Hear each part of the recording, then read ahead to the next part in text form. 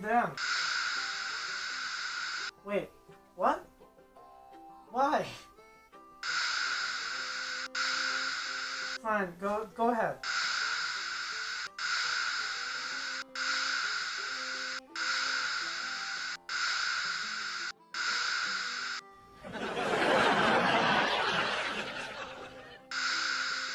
I have no idea.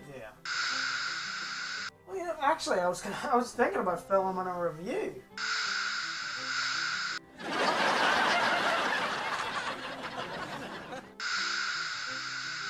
Well, you know, I was thinking about maybe Rick and Morty season 4. You know, that was pretty bad, right? Doesn't matter. Maybe Resident Evil 7. I think that's a great game. You know, that would be fun to review.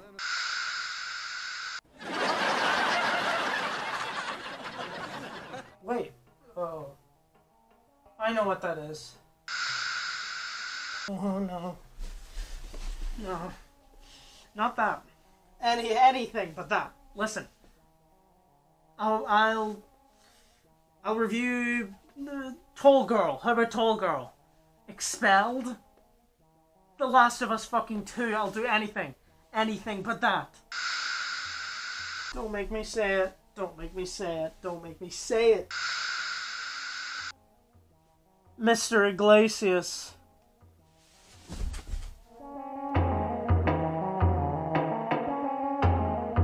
So today, we'll be talking about a stand-up comedian criticizing comedy. That's sure to go down well. And we'll be talking about a sitcom starring the stand-up comedian. This stand-up comedian's name is Gabriel Fluffy Iglesias. I'll just let his amazing stage name sink in for a second.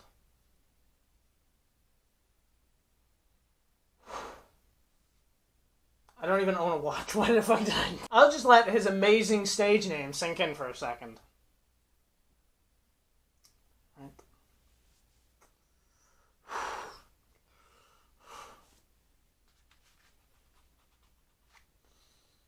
Right, have you thought about a stage name long enough? Good, let's get on with the video. But his stage name isn't that important. It's his actual name, Gabriel Iglesias, or Gabe Iglesias for short.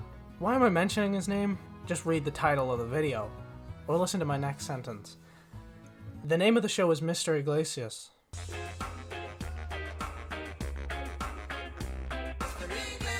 You know, I guess that's a reasonable question. Why am I wasting my time spending dozens of hours combing through everything in this show? I could be spending my time doing something way more productive. Well, I think this show should be shared to the masses in all of its glory and made fun of relentlessly. Now, in case you're wondering, I am aware sitcoms are casual viewing experiences.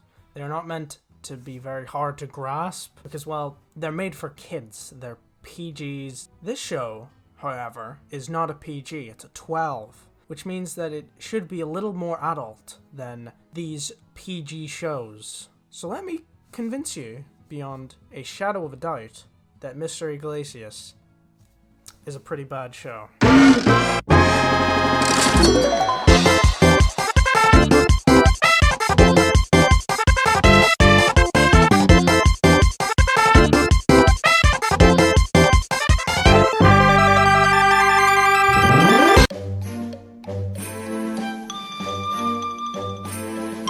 Now, the first joke of a show isn't everything. If you insist on having a joke in the first few seconds of your show, then you should probably make it funny and well written.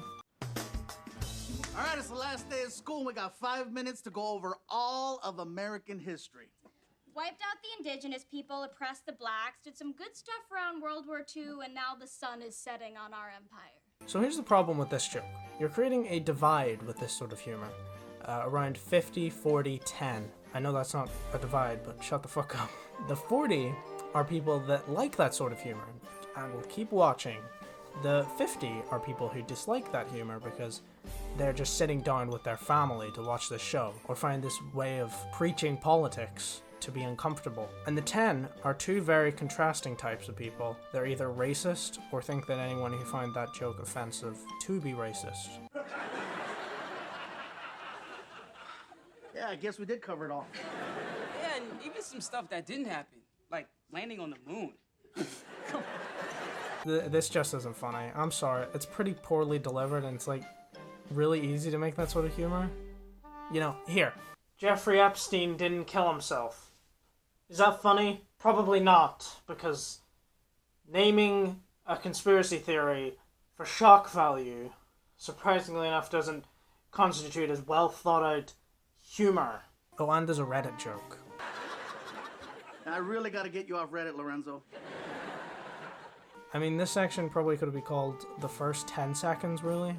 Or we could have called it the first minute, because right after this comes this joke. They might take our lives, but they'll never take our freedom! Sorry, Miss Thompson! While the show does improve, what's the point in improving on this?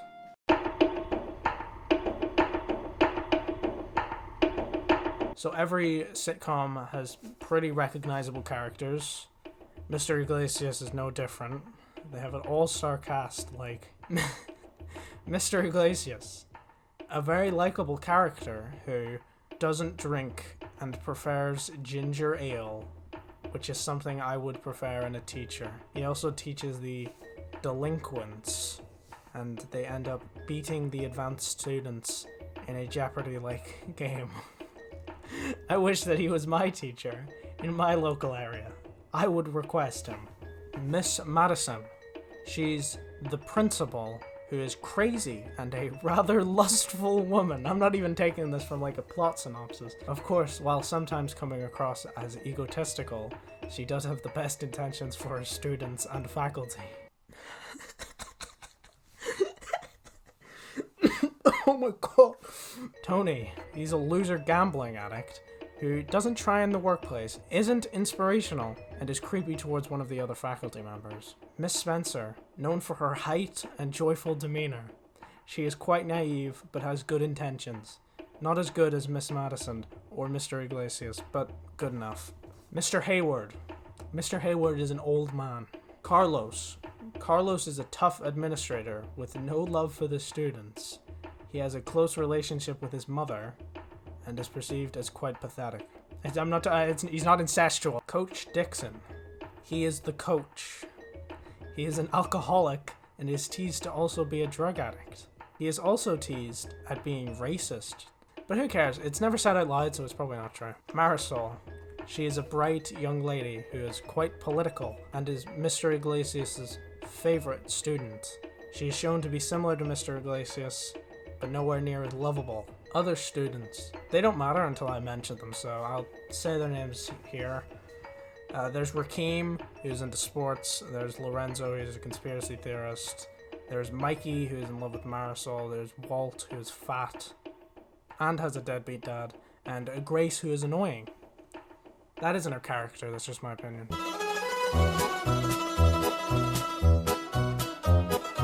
So before we get specific on the details, we need to talk about Mr. Iglesias. I'm not joking, here's a rundown of the kind of jokes he tells. Impressions. They might take our lives, but they'll never take our freedom! What are we forgetting? Weapons! Milady, have you seen my wig? Locust boils, darkness, Hernandez! Oh my god, Summer, yes!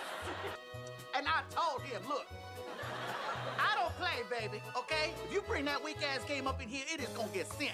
Look, Mommy, look what's in my stocking, a new rule. And then I tattooed my face, and then I started playing with pigeons.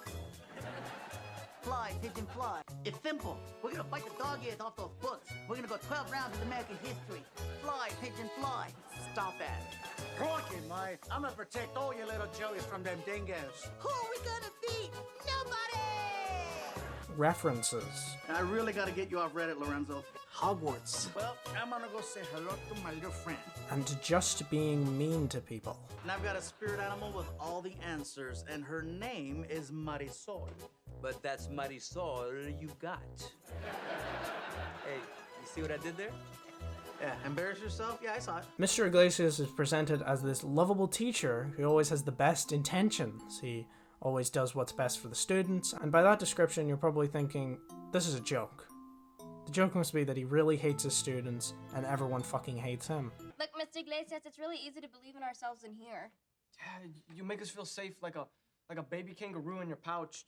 Nope, he's literally just a teacher everyone loves. It actually gets tiring how often it's mentioned how great he is. I think part of having a successful project is knowing your strengths and recognizing your weaknesses. There's always people that want to take full control, like they get their own show and I got to do this, I got to do this, I got to do this. You know, I'm the writer, director, producer, freaking janitor, craft services, you know, dog walker, everything. And there's certain things you sign up for and certain things you got to just respect the, you know, the work that everyone's doing. I don't for a second believe that he doesn't intervene with the writers in any way. Each episode has some mention of how great he is. There's no way a writer, or even Mr. Iglesias' manager, care enough to point out how great Mr. Iglesias is. So with all of that out of the way, let's get into the story of Mr. Iglesias.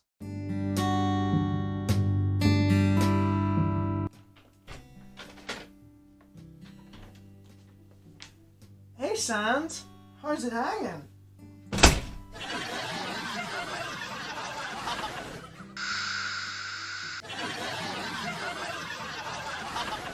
What's the matter? Worked? You haven't worked a day in your life, you meaningless sack of shit.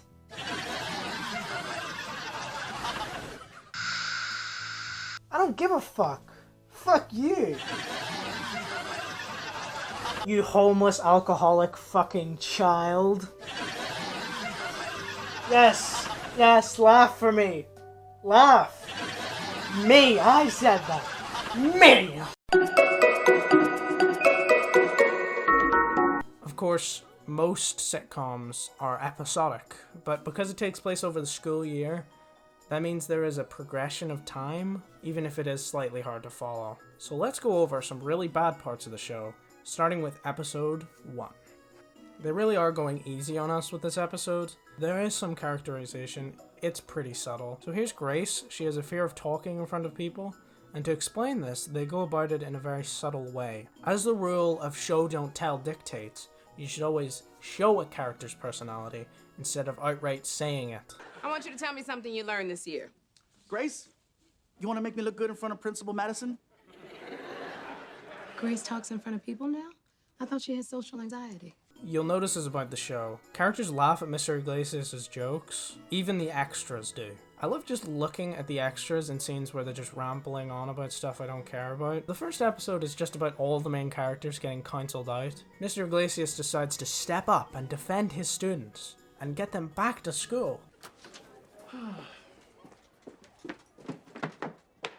Oh, this is sick. 1962 VW bus. You can put it on your dashboard for your summer trip. Yeah, well, anyway. My losing streak means I gotta teach summer school. Freaking sucks, man. I really wish you could go with me on this road trip. I wonder if to show how much he loves his students, he'll give up on his dream road trip to help them out. In this show, they weaponize the live studio audience. They probably do read off prompts at the top of the screen like in the fucking Stupids. Look, so many people have turned their backs on these kids, and I don't want to be one of those people. We're not turning our backs on them. It's turning our faces to the good students. You don't dictate to me whether a line is funny or not.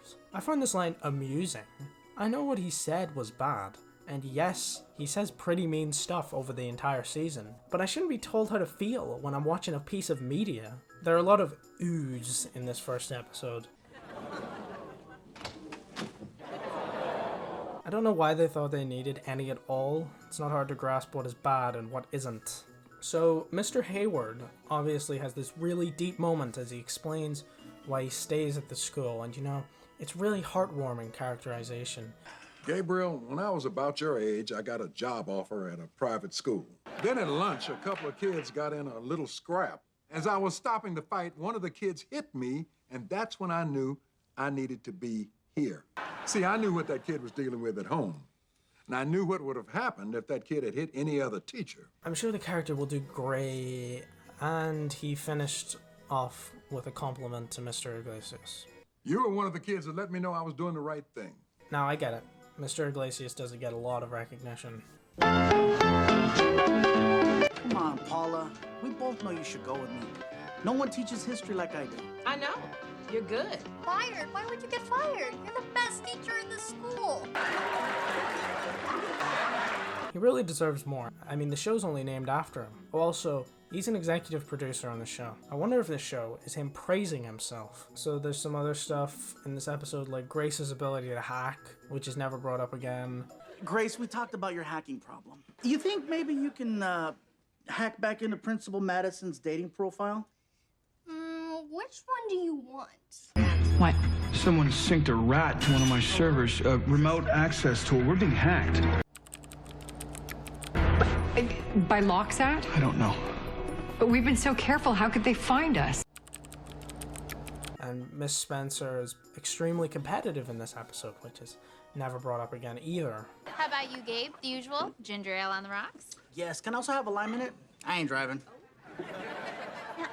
Not to pry, Gabe, but is there a specific reason you don't drink? Nobody cares why Mr. Iglesias doesn't drink. Isn't there a whole episode about him being at Alcoholics Anonymous? Just tell me then. In episode 2, basically nothing happens. It's one of the better episodes because it's not annoying, but also nothing happens and it's really boring. Here's a few highlights I can get. So, Miss Spencer's fiance, Danny, hate that name, is discovered to be cheating on her. My fiance Danny sent me these for absolutely no reason. Uh-oh. Hey, glad I caught you.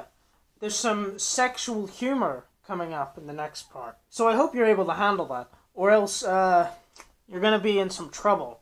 So if you're a fan of Mr. Iglesias, maybe you should skip this part. You know, there are only two types of men. Those who cheat and those who haven't been caught yet. Oh, God, my back's locking up. Oh, that's just stress. Do not give that fool all your power. Wow, that is a big penis. You know, there's this website called Common Sense Media, and it's basically one of those websites that tells parents how to do their job. And I saw a review for Mr. Iglesias on that website that said that, let me get it up here on my notes, because I'm a very thoughtful person who writes notes. It was the best show on any kind of TV platform today! Exclamation mark, exclamation mark, exclamation mark. And that you should show it to your 5-year-old. That's just food for thought, you know? Alright, I do want to talk about something in episode 2, because guess what? The whole summer school is just skipped over. Hey, last day of summer school. We lived, we laughed, we learned. The entire thing. Episode 2 just resumes at the end. There's no point to summer school. It's just ignored. What's the point? I think maybe it was just there to make a certain person look good, because, well, it wouldn't be a self-sacrifice if he was just teaching them like normal. No, we need some self-sacrifice to show that Mr. Iglesias is the best person in the world, who I would want as a teacher.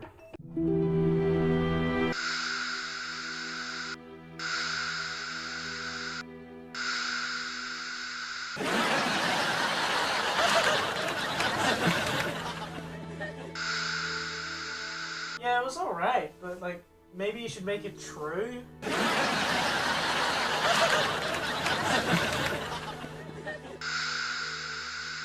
Even the part about you killing Jeffrey Epstein?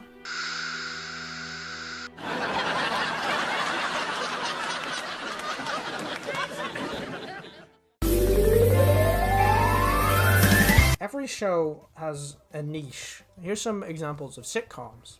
Friends, while one of the most popular, was made with a hipster audience in mind. Even though it was a huge thing, it's obviously for more social outcast types. Big Bang Theory, I guess, was made for nerds, maybe? I haven't watched the first episode of the show, and it's really became quite muddled what their demographic is, but I'm guessing it was for nerds who like comic books and video games. The Fresh Prince of Bel-Air was made for a more urban crowd, you know, skateboard riding, flipped capped wearing. I think this show appeals to no one. It doesn't appeal to people who hate politics being injected into a show. It doesn't appeal to the stay-at-home mums that just want to relax, because they talk about such heavy topics like slavery, alcoholism, and addiction. It won't appeal to kids because they won't understand all the references to alcohol and sex. Teenagers won't care because it's so stupid and feels like a kid's show. Old people will never watch it.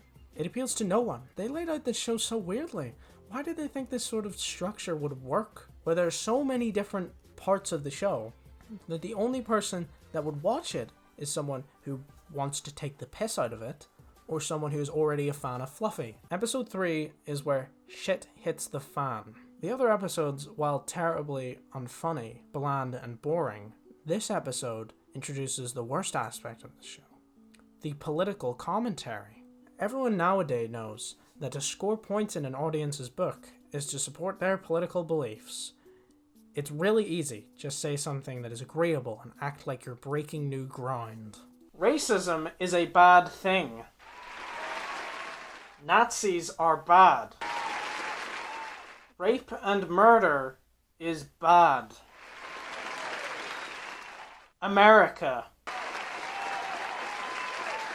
Yes! Yes, that's right. America.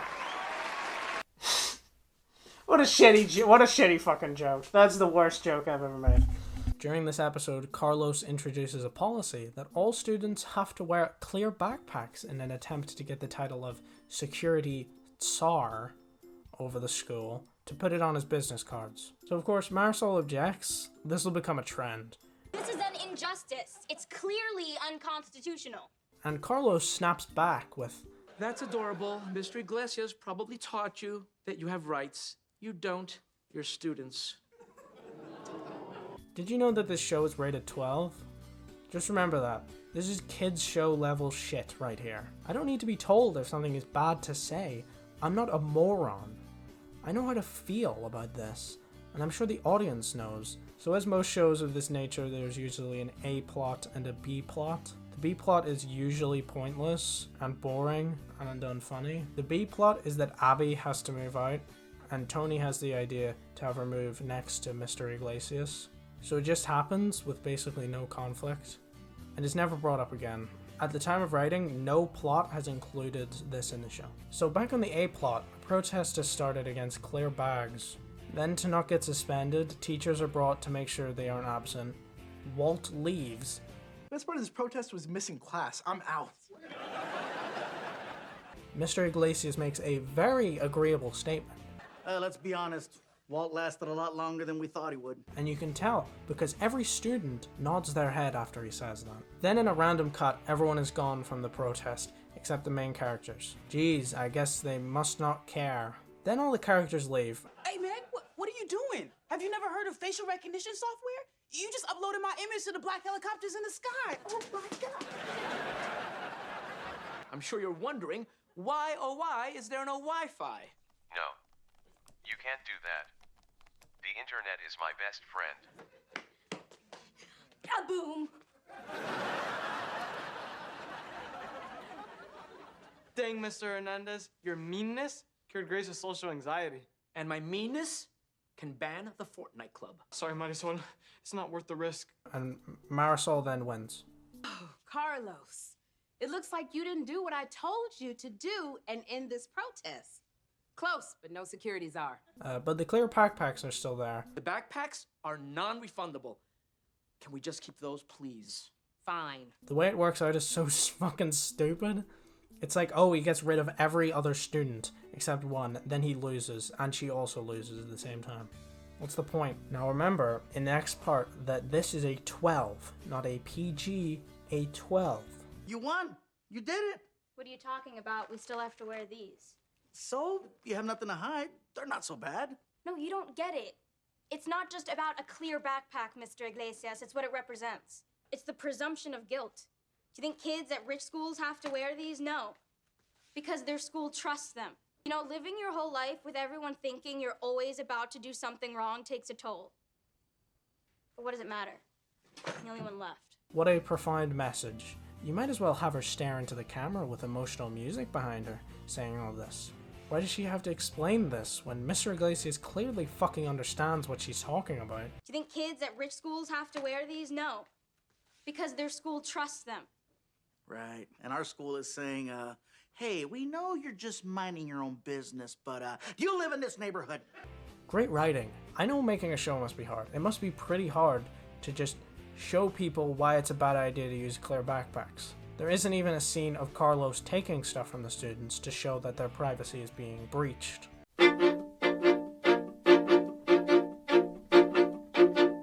Film is a visual media. It has the capabilities to tell you a message just by showing shit on the screen. You don't have to have someone explain why something is bad when you can show why the thing is bad. I think this is the writer's fault. It's obviously not Marisol's fault. She's just told to read the lines. It's not her fault she got dealt a shit hand being Mr. Iglesias. It's not like any other show. She could have been in the kissing booth too. Nice to meet you. But I'm a little hungry, so I'm gonna go get myself a snack. Very funny. Maybe that's worse. But I think this is solely on the writers, and probably Mr. Iglesias. Because he probably checks over the scripts, and probably has a lot of control over this. You had the chance to cover some serious topics and portray them in any way you could. But no, you tried and failed. And more than once, as you'll be shown coming up. It's embarrassing. There are so many ways to portray these issues. You were allowed to say penis and ass, and through all of that, it never came to you. Maybe the show isn't a sitcom from the 80s made for kids. Let me talk about a moment in Fresh Prince that does this, but actually well. Carlton is called a sellout. I'm not accepting no prep school, Bel Air bred sellout into my fraternity. And it's about black issues and how Carlton is black even despite his wealth. Being black isn't what I'm trying to be, it's what I am. I'm running the same race and jumping the same hurdles you are, so why are you tripping me up? It's nice, but it reminded me of scenes in this show. Why do I think this is well done and this isn't? Fresh Prince is made for kids. It's a PG, which means kids of all ages can watch it. And I'm sure with this episode inspired a lot of black children around the world to think there are none of these types of people watching Mr. Iglesias. People who watch Mr. Iglesias are probably capable of grasping complex themes, and I'm sure would be able to understand why clear backpacks are bad. But they still do this.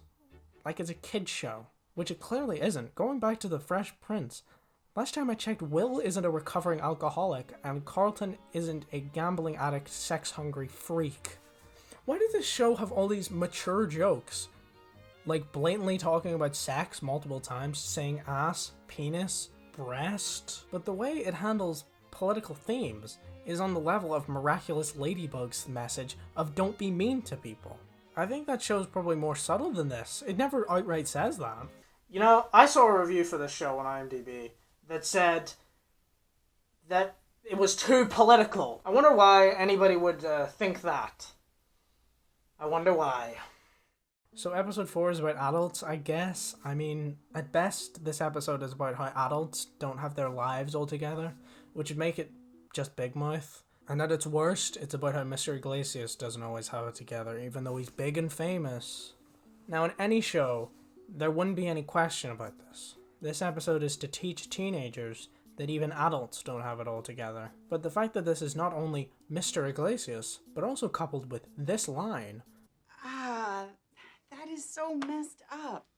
I mean, you know, not the part where you said you like me, but the part where you didn't want to come here and lean on us, you know? Share, you're just as human as the rest of us. I start to question the message of this episode. She specifically says that he is just as human as the rest of us.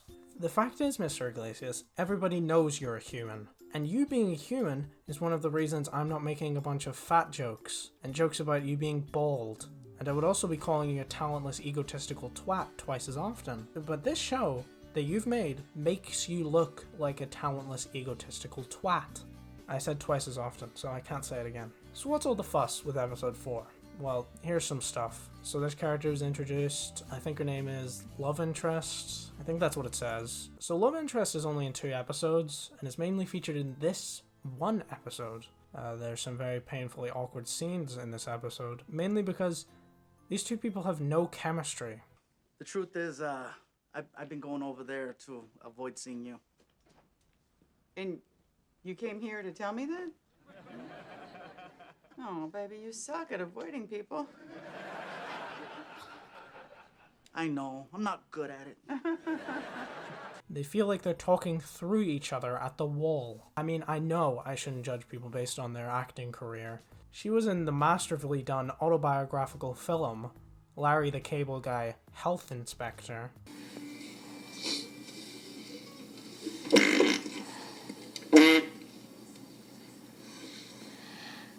Any chance you didn't hear that? So I think this may just be Mr. Iglesias' fault. Mr. Iglesias has to go to AA and bring Tony with him because Gamblers Anonymous is right down the hall. But Tony, that piece of shit, doesn't like it because there's no women. So at this AA meeting, we meet love interest, who I still can't remember the name of and can't be bothered Googling. She is very friendly with Mr. Iglesias and is obviously a keeper romantically because she finds him hilarious. Okay, be careful, because I'm in the middle of a Duolingo lesson trying to learn Russian. Hey, since you're speaking Russian now, why don't you quit Stalin and put it in her? Which is everything Mr. Iglesias wants in a partner. Oh, and of course, everyone at the AA meeting loves Mr. Iglesias. Today, this dick dumped a problem on me, and I dealt with it okay. A year ago, I probably would have drank a bottle of tequila and made love to an ATM machine. And he's cracking jokes left and right. You know, if I was a woman, that's exactly what I would look for in a partner. Somebody whose characteristics are only being nice and telling jokes. Wow. So then Mr. Iglesias finds out that he's attracted to this individual, and then finds any way to avoid speaking to her. But surprise, surprise, she's Walt's mother. Wow. What a coincidence. It's her. Then he says that he's not going to be coming to the meetings, then some bullshit happens, then he's at the meeting. And then the scene where she says the line happened, and that's how we ended up here. How are you? I'm single. I mean, I'm single, but it doesn't mean, anything. I'm just letting you know. Let's talk about Walt. Yes, Mr. Iglesias is acting comically awkward in these scenes. He's stuttering, At one point, he starts doing like a really weird impression of a retarded kid. His words, not mine, which I obviously can't show here because it's pretty hateful, but like, this show's fucked. Jeez, I can't believe this is only a 12. As I was saying, I came to the conclusion that this episode may be about adults being just as bad at life as teenagers. So why am I so confused? What's that line? I don't get it. With that line, it gives this episode a whole new meaning. I don't know you, Mr. Iglesias. Nobody outside of America knows about you. Out of the people I've asked, none of them know who you are. You're not Drake, or any other really famous household name. I genuinely think I might be right about this theory. Mr. Iglesias is so far up his own ass that he thinks he's famous enough to not be considered human. It's baffling that there's a show where it wouldn't shock me if that's what an episode is about. Episode 5 is called Everybody Hates Gabe, which is a reference we all love to see. This episode features a costume, which is one of the cheapest things I think I've ever seen. How lazy do you have to be to use this? It's one of the first results on Google when you look up the bear costume. It's like if I used my lion mask in the movie. This thing cost £1. Maybe it's all the food trucks you're ordering, Mr. Iglesias. My show has food trucks. Can we just skip this episode? The title is a reference and it starts with a dancing bear. Fine, I'll go over it. So you know the way I said I'll explain characters when they matter? Well, I'm gonna explain the first one right now. That's Rakeem. In my opinion, one of the best student actors in the show. He's quite funny, and unlike some other good student actors in the show, he's consistent with his character. He's like the best American footballer at the school. He focuses more on football than anything else at school. And of course, Mr. Iglesias has to fix that. That's what this episode is dedicated to. Everyone loves football in America, apparently, and everyone loves Rakeem because he's gonna win, and teachers are even easing up on work in school. But Hey, look, nobody wants to be Polly more than I do, but I think our #1 priority needs to be teaching our kids. Right, Paula? now, he's right, but I mean, that's as basic of an opinion as don't play video games for 12 hours a day, or you shouldn't put harmful chemicals in the hands of babies. But of course, he does give Rakeem an extension. Then Marisol is angry about that and says some shit. Always looking forward to reading your assignment, Marisol. You should. I worked hard on it. Really, really, really hard. And of course, they love getting the crowd to ooh. We all like Rakeem. You know what I like more? A level playing field where everyone is treated equal. Go Bruins.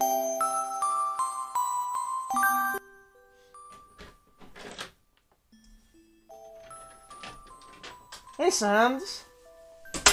What are you watching? Well, shouldn't you be working on your autobiography?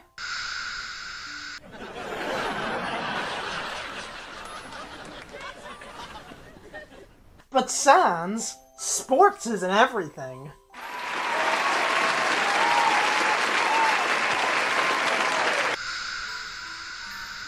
Well, maybe you should care about stuff that aren't sports. Shut the fuck up.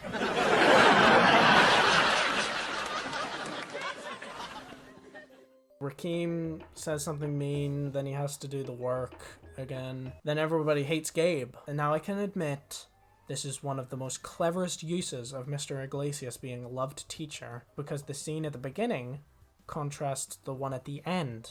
It's not much, and it's a pretty contrived reason for them hating him, but it really was kind of smart-ish. It was actually a good use of it, and I can admit that. How about him doing something actually hate-worthy?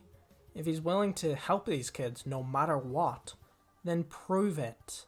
Have him make an actual polarizing decision, and not one where the audience knows he did the right thing. So then Mr. Iglesias goes to Rakeem and says this. An hour. You know, Rakeem, if you can work this hard in here, you can work this hard in my classroom. Man, I know that. That's an hour I'm not working on football, which is the only thing I'm great at. I know everyone around here wants to define you as just a running back. I believe you're more than that, and I want you to believe it too. Oh my god, just shut the fuck up, please. It's funny until a point. I get you're trying to make yourself a good teacher, but at some point it becomes annoying. Jesus Christ, I'm sick of this shit. Please turn off the show. Oh,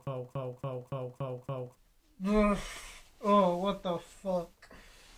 Oh, I feel like shit. Ugh.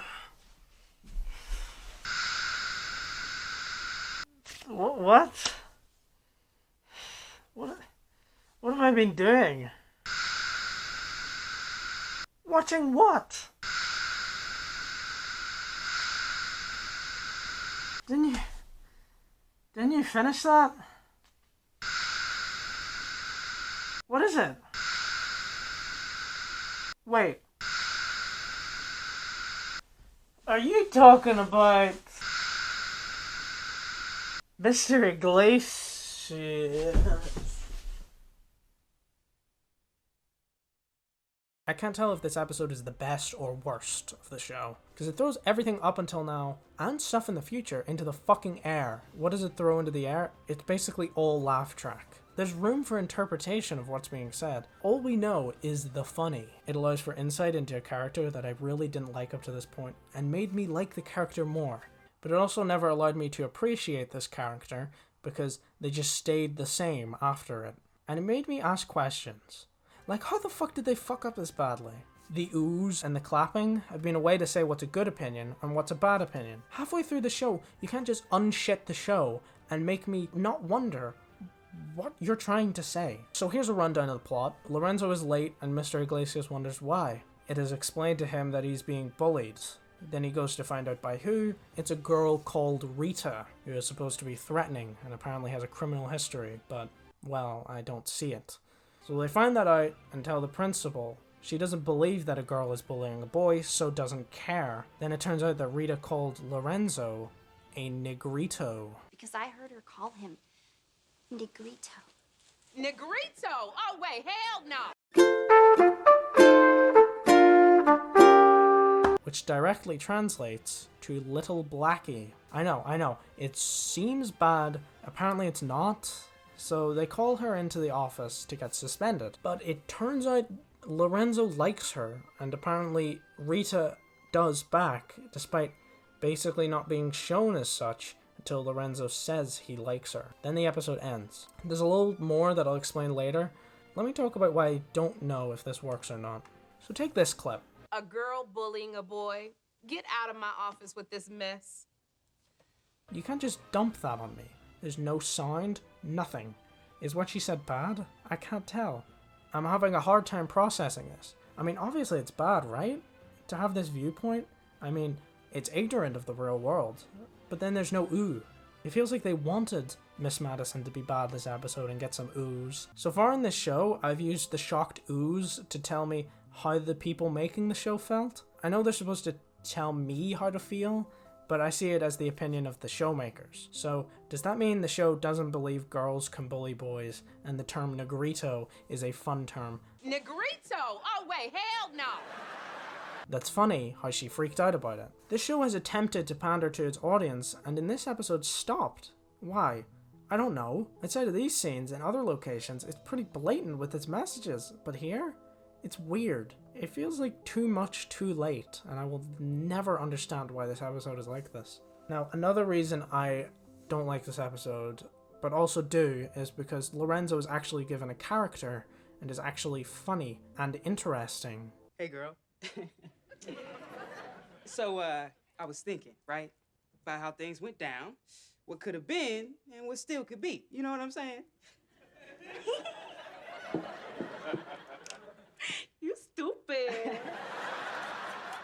Too bad it's 3 hours into the fucking show. It does the hack stuff that every sitcom does, where a character just puts out a bunch of uninteresting jokes when the episode isn't about them. All that we got from Lorenzo up to this point was shitty conspiracy theory jokes that were supposed to be funny because they were shocking. But now he's interesting and doesn't just talk about conspiracy theories all day. Oh yeah, did I mention there's a small section of this episode about pronouns? Referring to Latinos being called Latinos, despite that being the male term. And guess who talks about this issue? Oh, it's Marisol, everyone's favorite puppet. I mean, I can't even argue against that. She makes some decent points, if you really care. It's exclusive. Of course, you don't mind gender bias in language because the bias is in your gender's favor. I mean, come on, Marisol. The Black Lives Matter movement is happening 1 year from now. Maybe you should talk about some real serious issues. Of course, this episode follows routine, so Mr. Iglesias doesn't believe her viewpoint, then by the end does. So he goes from being sort of on the wrong side, it can't be entirely wrong, then he realizes that calling people words they prefer is a good thing. And how does he come to this idea? Well, Miss Madison was offended by the use of the word negrito, as mentioned earlier, which is apparently a term of endearment. But, I mean, it's understandable why someone would be offended by this word, especially if they were a person of color. What Mr. Iglesias, the scholar, takes from this is don't use words that can be considered offensive to people who find it offensive. Now, as a replacement for the word Latino, there is Latinx. But can I say this reasoning is a bit of a fucking reach? It's understandable why someone could be offended by these two words, but one is more understandable than the fucking other, if you understand what I'm saying. The word Latino, in the context that it is usually used, makes you understand what it means, which is the term used for Latinxes. It's the context that it's used in that gives its implications. Even if it was created with the intent to big up men, most people that are using it aren't using it like that anymore. And some may not even know that there is a female and male term for the word. The other one is a word that is basically only not offensive if you know what it actually means. Unlike Latino, which meanings is known the moment you describe someone as that, the word negrito is a word where you have to know the slang meaning of it. These words couldn't be more opposite. Latino, when used in the intended context, is understandable, but negrito, when used in the intended context, is basically always going to be offensive until the meaning is explained. Almost everyone would freak out if you called one of your black friends a negrito. Then comes episode 7, which is pretty boring because this episode is actually an episode of a sitcom. It's set during a It's set during a talent show, and well, what am I supposed to say? He's projecting a bit by having one of the students be a stand-up comedian. But I think I'm gonna go with stand-up comedy. The purest of all talents. No backup band, no visual effects, just a man, a microphone, and his demons. He has to explain why joke stealing is bad, despite the fact if you even have a passing interest in stand-up, you'll know why stealing a joke is bad. People are allowed to go up and sing songs other people wrote. Why doesn't it work that way with comedy? It just doesn't. Comedy's very personal. True to you. Oh, here's some stuff. The crowd clearly isn't even in the same fucking room. It's all just insert shots, because apparently Mr. Iglesias can't act without a studio audience in front of him. So the show has to be set in a studio. What's the point in having a TV show if you can't act? Just stick to your job that actually involves crowds. Stand up. Walt's mother is also there, and Walt's dad was supposed to come, but he didn't. So Walt was sad and didn't want to go on. Then Mr. Iglesias talked to him for 2 minutes, then he was fine. Really inspiring teacher, I will request him for my child. Apparently this is embarrassing, but this isn't. I mean, if you watch this, Tony, that son of a whore, does most of the work. I can't tell if it's a stunt actor, but he still does most of the work while Mr. Iglesias barely moves his fucking feet. I wonder why. This episode is one of my favorite bits in the whole show. Oh my god, it's so funny. Okay, maybe it's not as funny as I'm making it out to be, but it's still hilarious in the context that I'm a piece of shit that laughs at this sort of stuff. Basically, it's Walt, the fat kid with a deadbeat dad. And, Mr. Iglesias is trying to cheer him up. And so he's like, hey, tell me one of your jokes or whatever. It's like, here's one of my jokes about deadbeat dad. And then he says it. What's the difference between a bad dad and a telemarketer? Telemarketer always calls. That's a good one. Whatever you think about the joke, I don't really care. Mr. Iglesias laughs, so obviously Mr. Iglesias finds that fucking funny. But then Mr. Iglesias then says... I like that. Hey, watch this. Hey, let me tell you one better.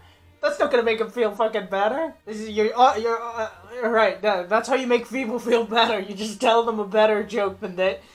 That's how you convince somebody they're a good stand-up comedian.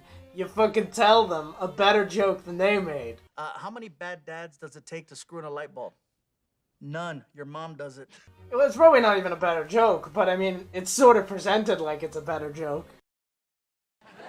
That's a good one. Episode 8 is funny. Very funny. It starts out with an impression, which sort of tells you everything you need to know. This is you as a cheerleader. Who are we gonna beat? Nobody! What are we gonna do? Lose! And then Lorenzo says some shit. See, we're analog, they're digital. They get Intel chips implanted in their brain. Not true, Lorenzo, but even if it was, you have plenty of intel already implanted in your brains, too. Huh? What? When? Oh, I knew it! God, remember when he was a likable character? Not anymore. There's some Donald Trump joke. Hey, here's another one. Mikey, finish this Ronald Reagan quote. Mr. Gorbachev. Tear down this wall! Man, it feels good to say that. Then for all the babies in the audience that didn't get the irony, it is explained to you by the writers. Imagine that, a Republican president who thought walls were a bad idea. Come on, what gives? I need coffee to teach. Me without coffee, that's like... See, I need coffee. I guess he couldn't think of a joke there. Abby, Mr. Hayward's actually 35. That's how hard teaching is. Is this episode improv? What is going on? Why is it so weird? I don't like strikes. They're messy. Like a threesome after a crawfish boil. Guys, my 5-year-old child would love this. It's so funny. Yeah, Mr. Iglesias. My child loves Fortnite and knows who the president is. Do you want to know why my video has turned into this? Just reacting to the stuff that's going on the screen? Because the show ran out of steam an hour ago. But it's still going. This could have been 6 episodes. 7 at a push. This is like when we let Facebook collect our personal data and trusted they wouldn't sell it to the highest bidder. Russia! Now the next 3 episodes include cliches. Ironic timing is the one in this one. Relax, you guys. No one is going on strike. Just got off the phone with the union. We're on strike. Pack your things, Gabriel. Then for the next 10 minutes, they fuck about doing nothing. Did I mention this is about a strike? God, I wish there was a writer's strike. Oh, and did I mention that Mr. Iglesias is such a great guy that he goes to teach the kids despite the fucking strike?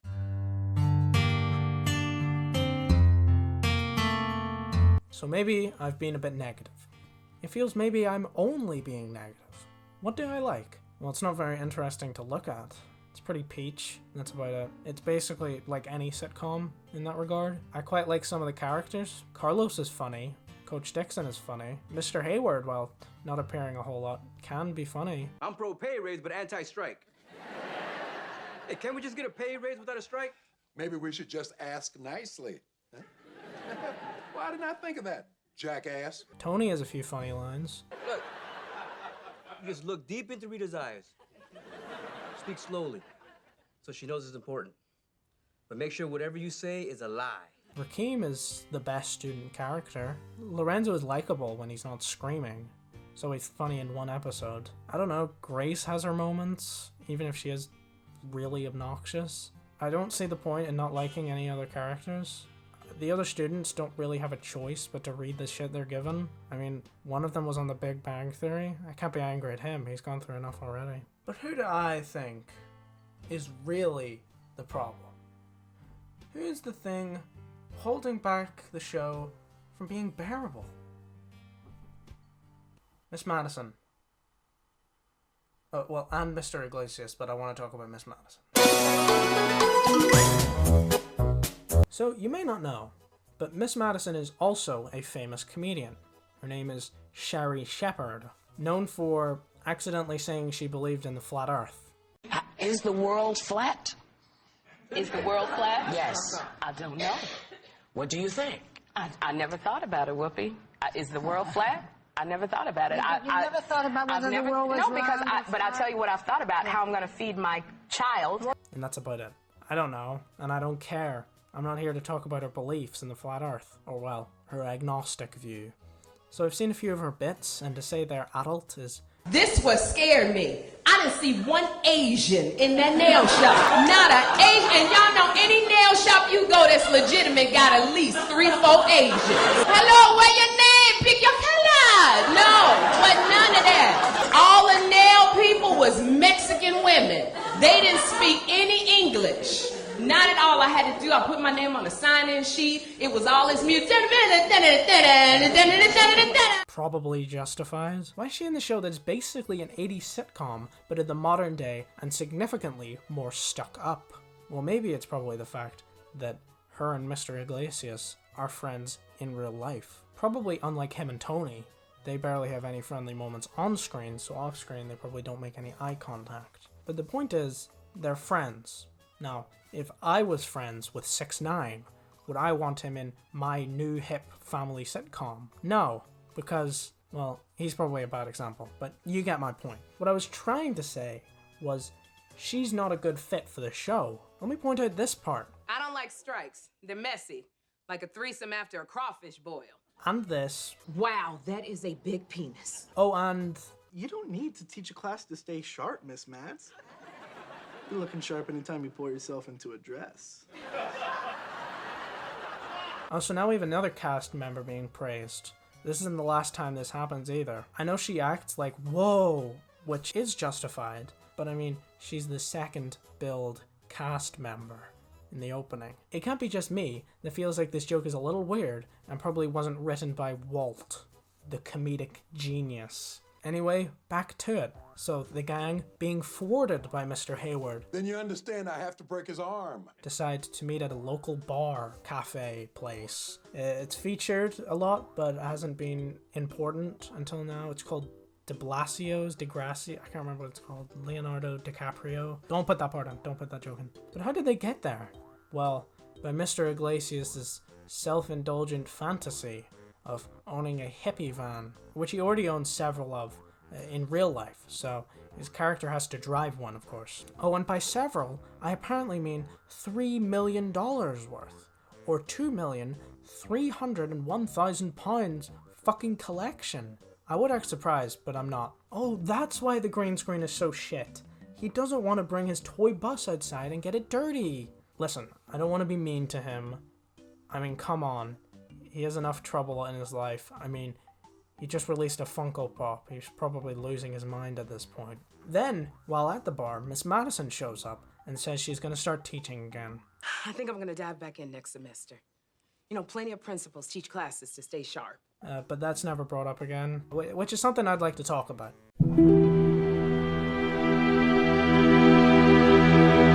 You know when something happens to a character and they change? Yeah, me neither. Let's just have episodes dedicated to characters changing and have that go fucking nowhere. Lorenzo's relationship? Fuck that. Miss Madison being a teacher isn't brought up again. The only examples is Rakeem saying he's going to be studying instead of going to the talent show. What about you, Rakeem? Sorry, you told me to hit those books, and I'm listening. I've got my priorities straight. Which is one line, and is probably just an excuse to get away from the show. And Grace, who really didn't develop at all, she just started speaking. It would have been interesting to have an episode about that, but instead we got an episode about clear backpacks.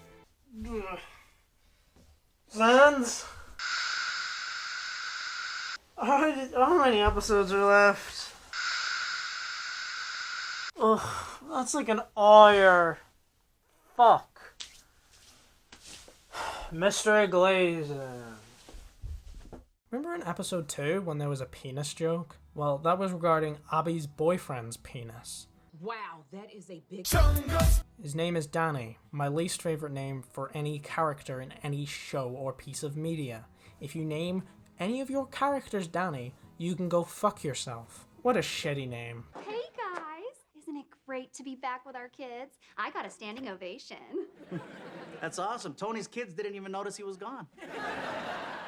Haha, Tony, you're a fucking loser. L-O freaking L. Hey, Miss Spencer, you got some man problems? I got some man solutions. Well, it's just that I'm ready to move on, but Danny isn't. I'll call the jerk. Threaten to break his neck and he'll never bother you again. Capiche? Aw, that is such a sweet offer, Coach Dixon. God, I love Coach Dixon. He's one of the funniest parts of the show. Along with Carlos and the Funko Bomb. You know the iPhone distorts images, especially if you zoom. Zoom? You could see that thing from outer space. Penis! That was really loud. That was really loud. Oh my god, I probably shouldn't have shouted it. Abby wants Mr. Iglesias to call Danny and tell him to leave her alone and move on. Guess how well that worked. Remember I mentioned cliches? Yeah, well, Danny thinks move on means come to Long Beach to win me back. Oh, also it's a celebrity cameo. Yeah, remember that from every sitcom ever?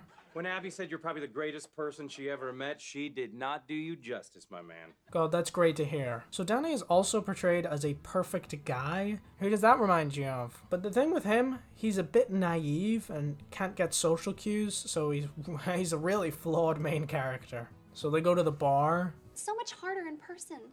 When I look into his eyes, I'm helpless. I haven't even made it up to his eyes. Penis. Abby told me so much about you guys and how much you helped her that I come bearing gifts. Ooh, gifts. I love gifts. Now, Abby was telling me that you love wrestling as much as I do. Well, only if you love it more than anything in the world. What? Oh, Stone Cold Steve Austin, The Rock, Ric Flair? Woo! Oh, Mr. Iglesias, you lovable scamp. You get little collectible action figures. Wow, you're so fluffy. Anyway, Oh, I can't wait. Maybe it's hip-hop albums. I mean, he obviously has a passion for that sort of stuff. I heard you like games of chance? Yeah, he sure does. He rolls the dice at last call every night. Yeah, like I use some scratchers, lotto tickets, and an NFL 5-team parlay. Yeah, that's right. Fuel for your gambling addiction. And a snarky remark from your best friend, making fun of you for gambling excessively. What joy. I call BS. No dude is that nice. I'm that nice. Okay, it's official. That's Mr. Iglesias' one and only good jokes. Yeah, there's no way there could be two of you. Oh, wait. Oh, he's not joking. And there's some scenes with the students and Mr. Hayward, which are surprisingly okay. I mean, it's one of the only times Marisol isn't spouting political shit. And it's actually good. I think this gives insight into what the show would be like without Mr. Iglesias. And it would be good-ish. I mean, it's still a little Disney Channel. Watch out. Your friend Thor Ragnarok is in there. He just changed the bottle on the water cooler. The big one. Solo. Don't ever change, coach. So Mr. Iglesias tries again to tell Danny to leave. Then they're engaged again. Forgive, and you will be forgiven. Luke, 6:37. Luke, I am your father. Darth Vader, 1980. What? Me? Now? Yeah, I'm not gay, but, you know, if we were locked up... I like to think of this as a rape joke. I know I'm wrong, but it makes it much better with the idea that Mr. Iglesias said he would just rape a man in prison. Then Mr. Iglesias gives Abby a pep talk. Who moves from a cow pasture to a big city by themselves? A brave person, that's who. I never really thought of myself as brave. Well, you should, because you're one of the bravest people I know. She is really brave. She goes up and tells him to his face to leave. God, I love dramatic moments, and if anyone were to interrupt them... I can't move back home with you. What? Why not? It's always been you and me, Red. Speaking of Red, have you guys read the new chimichanga flavors they have? They would most certainly, in any other show, be told to shut up. It's not even a funny joke. To our brave girl, Abby. To Danny. To Gaber. Yeah, to the guy who has to drive you drunk asses home.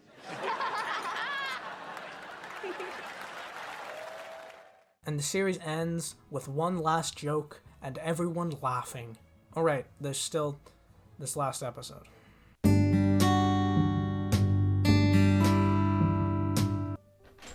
Sans, did you delete Fortnite off my Expo? Wait. Are you going somewhere? What? But you're the glue that holds this channel together. Or some other analysis I can't think of. That Snake, even though he gave me a shout out on Twitter, I'm still really angry about this. But Sans, all my viewers depend on you helping me with my reviews and my other shitty content. Sorry, but I must stay where I make the most difference. All my 27 viewers depend on me to tell them why Mr. Iglesias is a bad show. The academic decathlon, the final challenge. It has been teased at, but I couldn't be bothered to put any of that in. It can't be that bad, can it? I've got a spirit animal with all the answers, and her name is Marisol. But that's Marisol you got. Hey, you see what I did there? Yeah, embarrass yourself? Yeah, I saw it. For a second here, can I just say, Mr. Iglesias is such a dickhead to Tony. I don't get it. Why? Why is he being such a dickhead? Why is Tony being written to be the biggest loser while Mr. Iglesias is the best teacher around? You have to feel sorry for him. He looks like he wants to fucking kill himself. And let me just go on a little bit of a tangent-ish. Tony, like, says something, like, actually smart. And then Mr. Iglesias just says, yeah, I made a fool of yourself. It's like, what the fuck? No, well, you couldn't think of a fucking smart reply. What the fuck are you talking about making a fool of yourself? He came up with a smart reply, and you were like, oh, you made a fool of yourself. Shut the fuck up, please. Oh my god. Gabe, you've taken your kids on such a noble journey. You've already won a moral victory. Yeah, those aren't a lot of fun. Hey, Skip, we're here in downtown Long Beach for this year's Moral Victory Parade. As you can see, there's no one here because those don't exist. Jesus Christ, he's being a real dickhead to everyone in this episode. Is this what this episode's about? Even Mr. Iglesias can be a dickhead? I can tell you now that this is not what the episode is about. It's just really out of place. This episode is about how teams only work when their most important member is there. I can't leave our team. I'm the glue that holds it together. You can tell this by the fact that Marisol is the reason she got that question right. One last practice round. Grace, who breaks a tie in a Senate vote? Okay, 100 senators, 50-50 tie. Yeah. GOAT, greatest of all time, Tom Brady, MVP, VP, Vice President.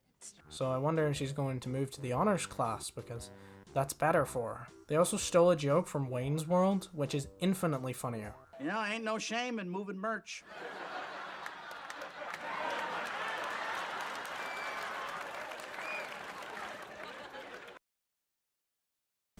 Well, that's where I see things just a little differently. Contract or no, I will not bow to any sponsor. Sorry you feel that way, but basically it's the nature of the beast. Maybe I'm wrong on this one, but for me, the beast doesn't include selling out.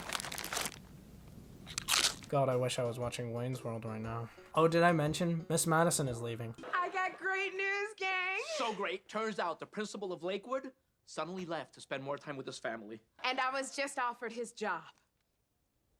But you turned it down, right? For some people, opportunities are few and far between.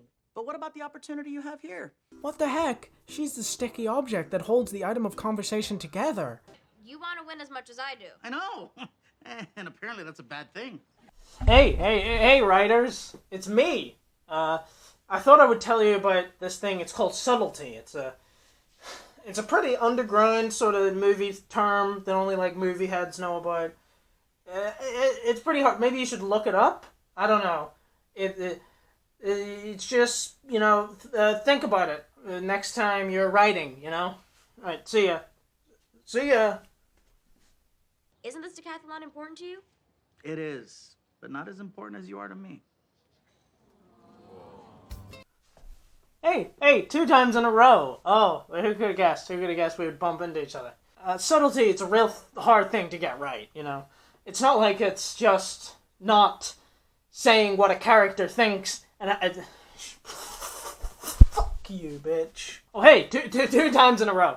Who could have fucking guessed? Now, don't say fucking, no. Oh, hey, 2 times in a row. Who could have guessed? Yeah, subtlety's a real hard thing to get right, you know? It's not like it's just not having a character say their thoughts out loud. It's not like it's just that. It's real fucking hard. Did you go to school? Did you go to writing school?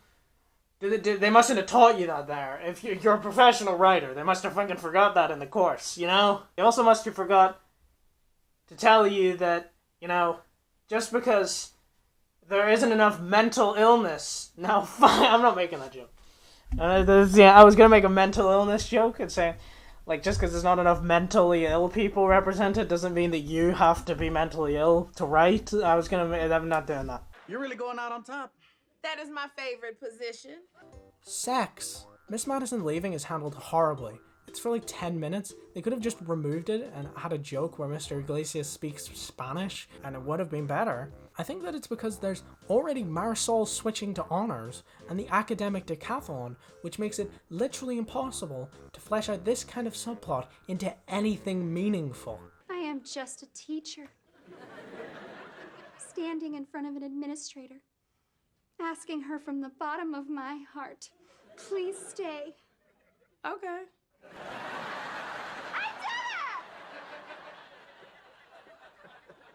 Yep, white girl magic, because you're one of the bravest people I know. Yep, white girl magic, because you're one of the bravest people I know. Yep. Then the academic decathlon happens. Oh, also, Marisol's back. They're losing. Then Mr. Iglesias tells them he believes in them, and Marisol does fuck all. Coach is there, and it's actually a funny joke. Aphrodite's boo, Adonis. I know that because that's what the ladies call me. Correct. Yeah! Come on! Bingo! Bango! God, I'll miss you both. Wait, fuck, I just spoiled the second season. We are going to a tiebreaker, and the category is classical composers. Oh, man. You got this, Walt. What German composer's only opera was Fidelio? Mr. Dobbs, for the win.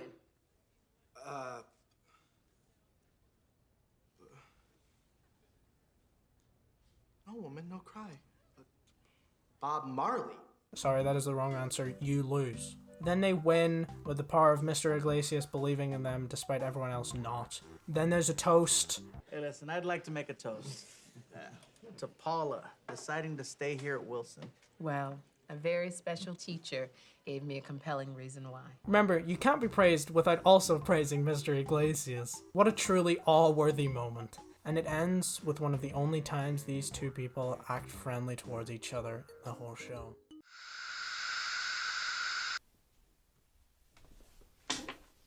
Wait, Sans, are you leaving? So, you're staying? Yes! Come here, buddy. Ugh, fucking give me a hug. Aww. I would like to show you a line that sums up the whole show. Episode 8. Who did Richard Nixon defeat in 1968 to win the election? Oh, I got this. You taught me. You taught us. Everyone knows it. These people know it. He knows it. He does. She does. They do. I do. You probably do if I'm doing this right. It's all about Mr. Iglesias. He's the you. He is you. Everything in the universe. Listen, we don't orbit around the sun. We orbit around Mr. Iglesias. No, that was not a fat joke. For once, I'm serious. It's true. He taught him. He taught you. He taught me. Wow, that's kind of deep. He did teach me something, actually. How bad can you make a show? How horrible can you be at political commentary that you have to have a character explain why clear backpacks criminalize poor people and minorities? Which she didn't say the part about minorities, but I can read the room. How can you fuck up trying to recreate an 80s sitcom in the modern day? How can you be called, in a review, too political? How do you fuck up so badly that I think The Big Bang Theory, a misogynistic and unfunny borefest, is the fucking IT crowd when compared? The comment too political is something I've seen thrown around a lot, for a lot of different shows. People say that stuff can't be too political. What I think is that this show isn't too political. I think that when people are trying to say that, what they really mean is it's too blatantly political. When it comes to politics, the way you express the opinion is the difference between being a challenging and thought-provoking piece of art and just being offensive. Look, oh look at what you've done now to me. Dead, tired, and ornery. I'm leaving today. Thinking of the way I used to spend the time. I can see that I have overpaid. But past is past, and rather than regret the old, I can live it back the other way. That's all. I hope you enjoyed. Don't forget to leave a like and subscribe, it helps. And have a good day. And be prepared, because I'm doing 2 videos pretty soon, hopefully. One is a revival of a long dead series, and one is Animal Crossing Episode 3, so enjoy one of them. Probably the first one. Working in dimension number 4. I can get away at any time I like. Anytime I like, forevermore.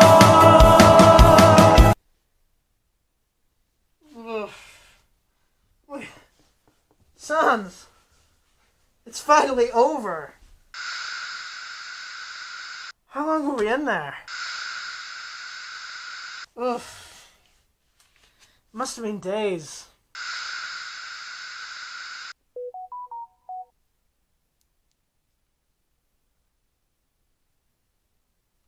Sans? There's a second season.